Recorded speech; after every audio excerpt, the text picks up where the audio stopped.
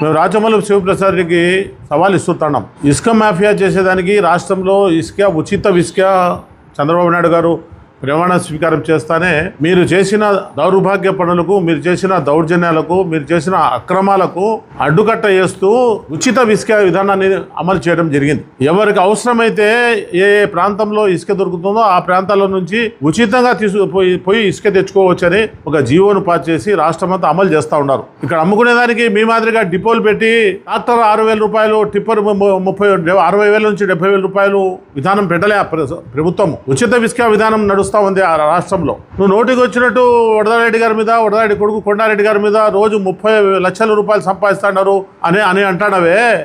ఎక్కడుంది ఇసుక? ఉండే ఇసుక అంతా మనకు ఏరు పక్కనే ఉంది.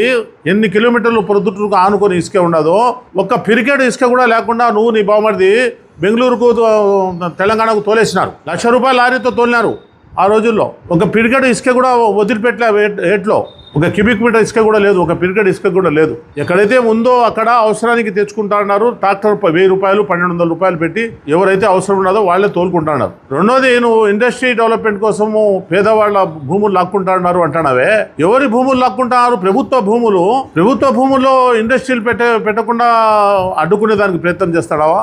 అభివృద్ధిని అడ్డుకునే దానికి కలెక్టర్ గారి దగ్గర పోయినావా? నువ్వు ధారాదత్తం చేసినాడు వరదారెడ్డి ఎమ్మెల్యే 5 సంవత్సరాలు దోచుకోమని తెలుగుదేశం పార్టీ వాకిలు గేట్లు ఎత్తేసినారని అంటున్నావే. ఏముంది రాష్ట్రంలో? నువ్వు, నీ సహచర ఎమ్మెల్యేలు, నీ ముఖ్యమంత్రి, మీ ఎంపీలు అందరూ దోచుకునేది కాక ఏమన్నా ఉందా రాష్ట్రంలో? అప్పుల ఊబిలో పెట్టేసిపోయినారు. కూల్చివేత రాష్ట్రాన్ని నిలబెట్టేసిపోయినారు. రాష్ట్రము మీ పనులకు, మీరు చేసే పనులకు, మీరు చేసే దుర్మార్గ ఆలోచనలకు, దుర్మార్గ పనులకు మీకు డిపాజిట్ కూడా రాకుండా ఓడిచేసి ప్రభుత్వాన్ని, కూటమి ప్రభుత్వాన్ని తెచ్చుకునేది రాష్ట్రం. ఇప్పుడిప్పుడే గుంతలు తొక్కుతా ఆ పక్క అమరావతిని, ఆ పక్క పోలవరాన్ని కంప్లీట్ చేసుకోవాలని, ఇండస్ట్రీ డెవలప్మెంట్ చేయాలని, సాఫ్ట్వేర్ కంపెనీలు రావాలని, మంచి హాస్పిటళ్ళు, మంచి కాలేజీలు ఉండాలని చెప్పి రెయ్యింబగుళ్ళు గెలిచిన ఎమ్మెల్యేలు, మంత్రులు, ముఖ్యమంత్రి శ్రమించి పనిచేస్తూ ఉంటే మీరు అభివృద్ధి జరగకుండా, అభివృద్ధి నిరోధక శక్తుల మాదిరిగా తయారై పేపర్ స్టేట్మెంట్లు ఇస్తూ మేము వస్తే అది జరగనీయకుండా చేస్తాము, ఇది జరగనీయకుండా చేస్తాము, అమరావతిని లేకుండా చేస్తాము, అమరావతి మేము మారుస్తాము అని చెప్పి స్టేట్మెంట్ ఇచ్చుకుంటా మీరు చేస్తూ ఉన్నారే. ప్రజలు మీరు శ్రమిస్తారా? మాజీ ఎమ్మెల్యేవు నువ్వు రాచమల్లు ప్రసాద్ రెడ్డి. నువ్వు ఎన్ని మాటలు, ఎన్ని ప్రమాణాలు, ఎన్ని వాగ్దానాలు చేసినావు. 2 సార్లు ఎమ్మెల్యే నువ్వు, ఒకసారి అధికారంలో ఉన్నావు. ఒక్క వాగ్దానమన్నా నెరవేర్చుకున్నావా? ఒక్క వాగ్దానం చెప్పు. 2 సెంటు స్థలము బీగం వేసి ఇస్తాను, ఇళ్ళు కట్టించి ఇస్తాను, పట్టా నీ చేతికి ఇస్తాను, చెల్లెళ్ళరా, అక్కలారా, మేనకోడళ్ళరా అని అన్నావే. ఒకళ్ళకన్నా ఇచ్చినావా? అవన్నీ ప్రజలు గమనించి నీకు ఓడించినారు. అయినా నీకు బుద్ధి రాలే. రాష్ట్రమంతా ఎక్కడా లేని విధంగా పొద్దుటూరులో గుట్కా మాఫియా నీ వల్లనే వచ్చింది. ఇది కూడా ప్రజలు గమనించినారు. క్రికెట్ గురించి, క్రికెట్ ఇచ్చలవిడి అయిపోయింది అంటున్నావు. పొద్దుటూరులో నీ సామ్రాజ్యం నడిచిన రోజులు ఎట్లున్నది? క్రికెట్ అయినా, మట్కా అయినా, వేరే అసాంఘిక కార్యక్రమాలైనా ఇప్పుడు ఎట్లుంది? ఇక్కడ ఉండేది చంద్రబాబు నాయుడు ముఖ్యమంత్రి, జగన్మోహన్ రెడ్డి కాదు. జగన్మోహన్ రెడ్డి ముఖ్యమంత్రి ఉన్నప్పుడు ఎమ్మెల్యేలు చెప్పినట్టుగా వినాలని పోలీస్ వ్యవస్థను, రెవెన్యూ వ్యవస్థను, ఎన్ని డిపార్ట్మెంట్లు ఉన్నాయో అన్ని డిపార్ట్మెంట్లను మీరు చెప్పు చేతుల్లో పెట్టుకొని నువ్వు ఒక ఎమ్మెల్యేగా ఉన్నప్పుడు నీకు ఒక ఎస్కాట్ ముందు పక్క కుయ్ అని ఒక బండి పోతాడు, అలా వెనకాల నీ సిబ్బంది. ఇప్పుడు అట్లుందే? ఎస్పీ గారు కానీ, కలెక్టర్ గారు కానీ ఎవరైనా ఎమ్మెల్యేలు చెప్పినట్టుగా వచ్చినారా? మీరు మీ ఎంపీ గారు, మీరు ఎమ్మెల్యేలు, ముఖ్యమంత్రి అంజద్ బాషా ఉన్నప్పుడు ఎట్లున్నది పరిస్థితి?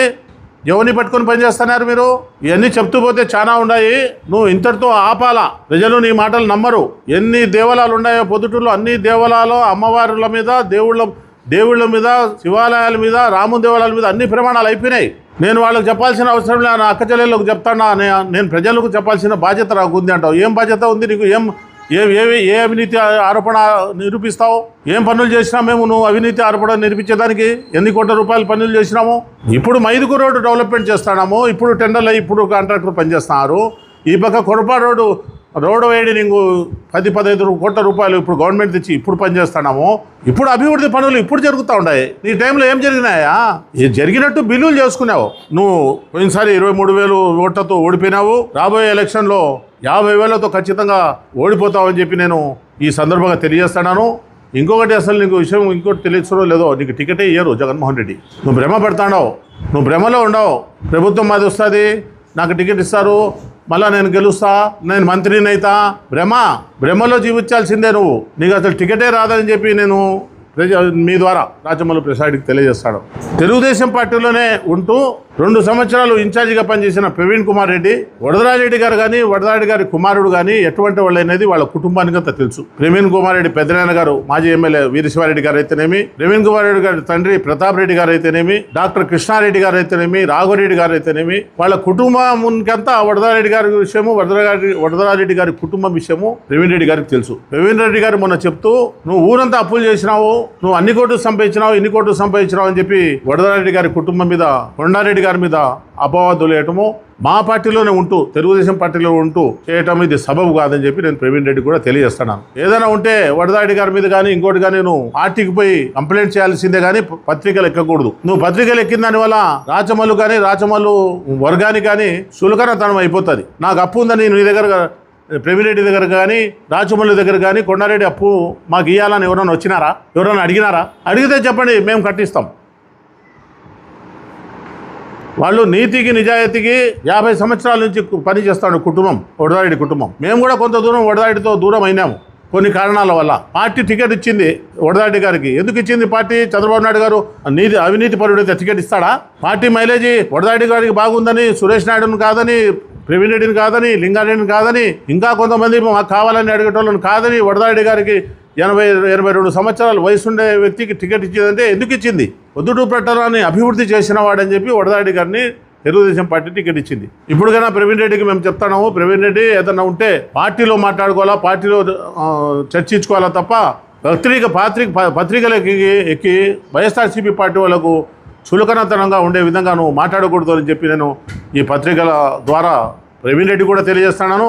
రాచమల్లు ప్రసాద్ రెడ్డి అయితే మీరు రాచమల్లు ప్రసాద్ రెడ్డికి టికెటే రాదు, ఆయనకు భవిష్యత్తు లేదు, భవిష్యత్తు అయిపోయింది. ఆయన కానీ ఆయన బావమరిది కానీ వాళ్ళ కుటుంబంలో ఎవరైనా కానీ వాళ్ళు ఎవరికి టికెట్ రాదు. ప్రజలు ఒకవేళ టికెట్ వచ్చినా చిత్తుగా ఓడించేదానికి ప్రజలంతా సంసిద్ధంగా ఉన్నారు. రేపు జరగబోయే స్థానిక సంస్థల ఎన్నికల్లో అతని బండారము, అతని బలము ఏదో నిరూపణ అవుతుంది. తొందరపడదని చెప్పి రాచమల్లు ప్రసాద్ రెడ్డి అబద్ధాలు మాట్లాడేది మానుకోవాలని చెప్పి నేను మీ ద్వారా పత్రికల ద్వారా ఆయనకు తెలియజేసుకుంటూ సెలవు తీసుకుంటాను.